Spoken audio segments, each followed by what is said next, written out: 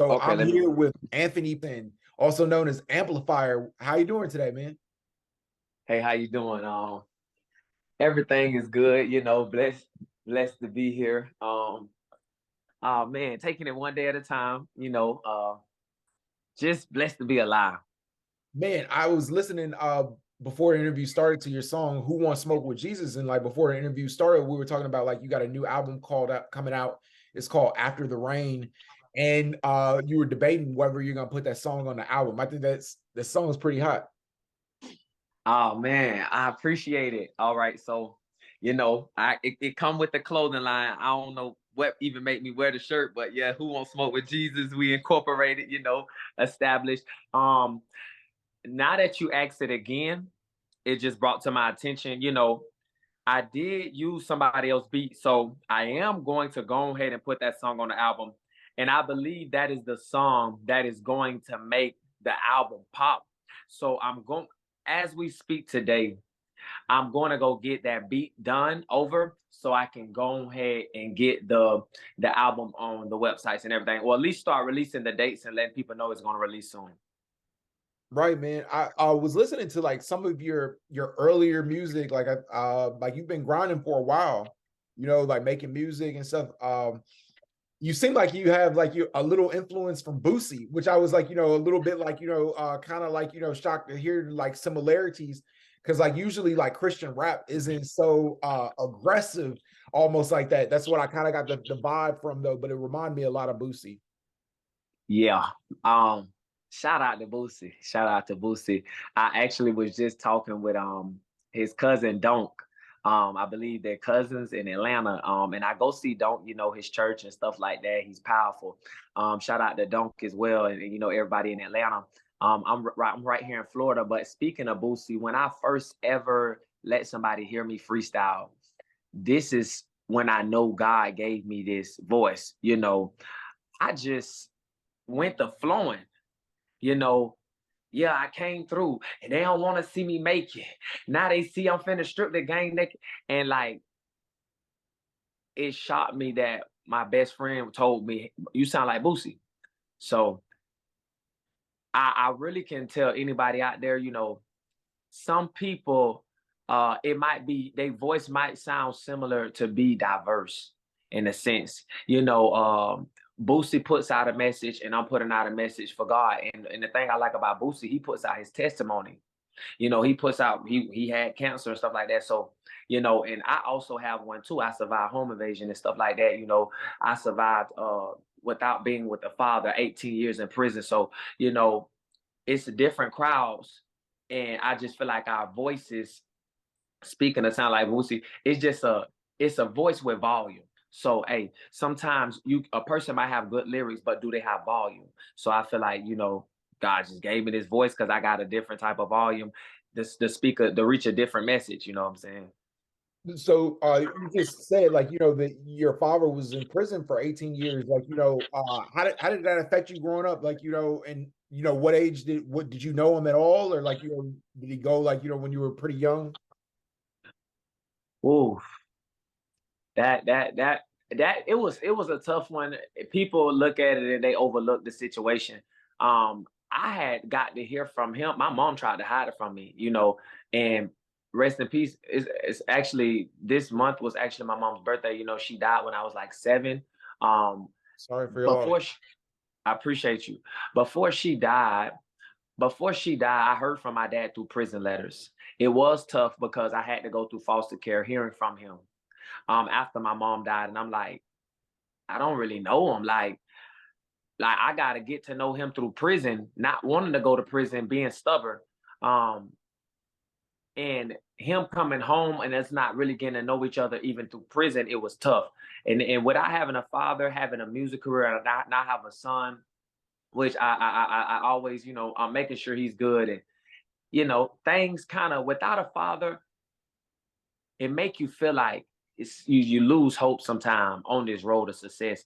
But being influenced, I noticed you use the word influence. Me being influenced by having a huge passion of rap, it keeps me going. It's like an adrenaline. It's like not having gas in your car. And once you hear these lyrics, you writing down, you like, oh, I got all the gas I need. So it's a powerful gift. And I notice a lot of people, they make a lot of money off of it. It's worth the money that people are getting. Like they're paying the cost because you go through certain things when you're an artist, especially without having your parents. You're like, me personally, I let God just be like a little guide, a little GPS, because you gotta fund everything. And even some people that say they gonna bless you or they gonna help you with the vision, they're not there. And you're like, a father helps you direct the path. He helps give the constructive criticism, but not having one has been a little tough. I'm I'm sorry you had to go through that. Like, what was the hardest part about, like, being in foster care? Woo. Oh man, foster care, you couldn't have a phone. Foster care, you couldn't leave the patio. Foster care, you had to. It was one time we had to write on a index card, constructive criticism, accepting authority. Like every time we did something good, like it's like we had to earn points. And to me, it was okay, but everything has its improvement. But it was one time, I love this question. There was one time in foster care, you could not go anywhere, and it caused us to run away. I ran away a lot. I had to sell candy. I had to sneak cell phones in. I had to watch a lot of the other youth inside of the lakeside. I mean, inside of the facility, being in foster care, I had to watch them get handcuffed. It was a lot of unfairness going on. So it was like you had to survive on your own. And music was one of the places that people honored me and they loved me. They like, hey, that's Amp. But I had to fight a lot. I'm talking about literally fist fight. I remember fighting a boy, he was on top of me and he was swinging and he missed.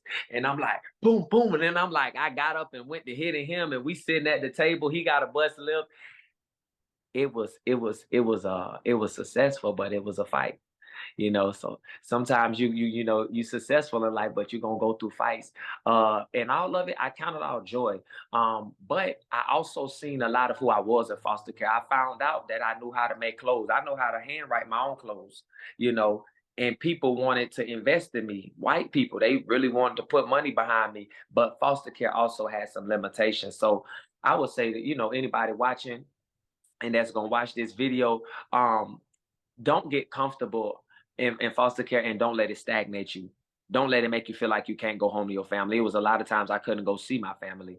That hurt it. I felt lonely. I felt alone. But house visits came and it got better. It was time staff stole my allowance. I wasn't getting no allowance. You know, you felt like it wasn't no hope, but you gotta have faith in God and you gotta stay focused no matter what it looked like because better days are coming. Tupac said, "If I could make it through the night, it's a brighter day." That's a true saying. Wow, man, it's really inspirational. When did you, like, get in tune with God that you had a purpose for your life, and you wanted to, like, start making music to honor him? Oof, it's another good question.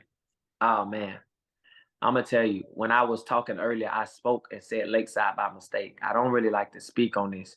Going through so many mind battles, Ryan, man. I'm telling you, I was going through battles where I know the devil wanted to take me out. Um, I had to experience God telling me, speaking to me, not knowing that was his voice speaking to me. I was writing in foster care one day, and when I was reading my lyrics, I was getting so excited that my homeboy telling me, man, you're gonna make it. You're gonna go far. Man, you're gonna be on TV one day. And I heard a voice say, your music gonna help change the world. And I saw it in big words. Like I didn't just hear, but I also saw this in writing. And I'm like, what? Um, one of my experiences, and I'm gonna tell you the other one about Lakeside, but one of my experiences is knowing God could meet me in the trap house. I'm literally somebody, my cousin is in the room right now, he could tell you, we lived in the trap house for about who knows, 3 to 4 years, in total, maybe 5. And I'm like, I don't want to be in this position right now. I want to go do music and, I want to go work. And everything I wanted, I saw it, visioned it. But knowing he told me to go sit down and do gospel music in the trap house, and I answer him in the trap house, that moment in time, I'm like, I'm going through something, but I know if this is him telling me to do gospel, I might as well do it because I don't want to end up going through what my mama and daddy went through. So the inspiration came because it didn't even come from somebody that was in God or a Christian or anything like that. I would consider myself Christian, but I'm not religious. I'm like, why is he asking me to do gospel? That one message stuck to me. And I would encourage anybody, pay attention to what people say because that helped me. From Man, that day on, I decided to do gospel. wow, wow. You were saying earlier about like, you were involved in a home invasion. Can you tell me about that? Oh yeah, man. This is the big one. Man, my mother was killed in 2000 on Pine Hills. Rest in peace to Laquana. Rest in peace, mama. Uh, Shot and killed, home invasion. 4 robbers ran in the house. It was said that my stepdaddy owed money. He recently just died about 2 months ago in prison. They said he was sick, man, and the sickness got him paralyzed, and he went blind. I did get to go, show my love and my condolences at the funeral. I spoke. Uh, Ooh, he was like a father, man. But knowing my mama was killed, me and my 5 brothers was in the room. They came in looking for money and drugs. They drug her around the house. They drug her hair around the house specifically. And they like, what are money? What are drugs? And she ended up in the hallway. The most amazing part, she was praying. My auntie just had to remind me of this, Melinda. She was praying and they like, hey, tell her to shut up. She irritated my spirit you know and it hurt remembering that happened. Anytime somebody talks to me about it, it's a painful thought about it. But to know my mama didn't have nothing to do with my daddy, and she was in the hallway, she said one of their names supposedly, and wow, he shot her one time and she died. And man, it hurt because like I just asked God this morning. I cried this morning about it. Like, God, why she died? Like, I need her right now. So, knowing it was about some money that was supposed to be owed, knowing it could have been some fake friends, whoever killed her, we still don't know. Me and my 5 brothers, but man, that home invasion has been my motivation from this day. Now, I would never use it as a crutch or a sympathy story, which people have thought it's a movie behind her story, it's books behind her story. A lot of people are going through home invasions, whether they're naturally or spiritually, or they have survived one. And man, it's nothing to play with. And it is a very wise, it's something that'll make you wise on watching your surroundings, like watching who you be around. Don't get comfortable, I would say. And keep your house protected. I don't care how you got to do it. We didn't have the protection. And that's, yeah. Man, like that's an incredible testimony. And like, I think like, it's very powerful that you're using like, your gift, to evangelize, and like, bring honor to and glory to God. Like, what I mean, I have so much respect, like, for you from hearing that, like, what I mean, because it's like you're still going strong. And I think like a lot of times people get into dark places and go through like, things in their life that aren't nearly as difficult as like what you've just described with the things that you've been through. Like, what will you give advice to people who are going through hard times and don't know like, a way out? Those that's going through a hard time that don't know the way out, man, I'm trying not to cry, man. My mama, she died. They said she had to sacrifice and leave, and be up in heaven with God to cover us right here on earth. God knows that my brothers them need to slow down. Even me, I need to slow down. But she was literally praying while they was trying to find money and drugs. The newspaper articles say it was $1 million exchanged in my house, 110 pounds of cocaine. I would tell them money is not worth your soul. And if it has to threaten your life or anybody connected to you, money and drugs threatened my brother's life, and it took my mama life, and is now the reason my stepdad life is gone. I would tell them when it get hard to pray, because even when the gun was put in my mama's head, she didn't stop praying. But watch this. Will you not praying bless you or curse you? I hear a lot of rappers saying, I feel like my life is a blessing and a curse. But how many more blessings can you get praying rather than speaking if you feel like your life is a curse? Well, the point I'm trying to make is sometimes it's hard because of something that we won't do. So do not walk in fear. Is one of the things I would have to say. Be determined and have a positive influence, knowing that good will outweigh the bad, even if it looks like your bad is outweighing your good, because all things got to work together for good, for the good. All things have to work together for the good of those that love God. See, the enemy didn't want me to get that out, but that means no matter how bad the situation was, I survived home invasion. The thing that people must know in this society, if you're not meant to die, you're not gonna die, because they could have came in that room and killed me. I was the oldest. I'm the oldest, but they didn't walk in that room. It would have been easy to just take one of us. But I would say you can pass by anything that look ugly only if you keep quiet and have faith. A lot of our faith is dying, bro. And I want to say this to the young generation and everybody else that's following behind.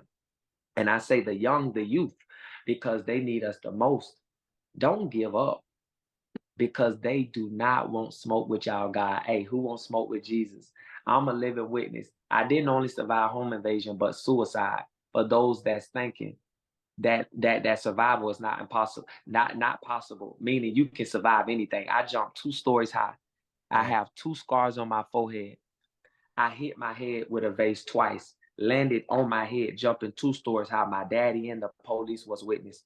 I tried to go upstairs and overdose, but the police came and dropped me and slammed me on my back, and it didn't work. So death won't work, failure won't work. It's all about what you believe in. If your mind be stronger than what you're facing, and you must believe that your mind, your strength, and whatever's trying to come up against you, you must believe that you're stronger in order to win. Apply pressure and be successful. Who Wants Smoke with Jesus and your new album? Where can people purchase it, support you on social media? Definitely. Y'all follow me. God bless y'all. One more time, follow me on IG. Y'all know what it is. Instagram, Amplifire 407. AMP. Some people type it in wrong, so don't type it in wrong. AMPLIFIRE 407. My YouTube channel is my full name, Anthony, last name Peterson. Y'all gonna find some music. Y'all ain't gonna never stop booming. Y'all ain't gonna never stop jamming. Anthony Peterson with 2 T's, Petterson. If y'all want to add me on Facebook, I be doing inspirational live videos. I got my prayer line going.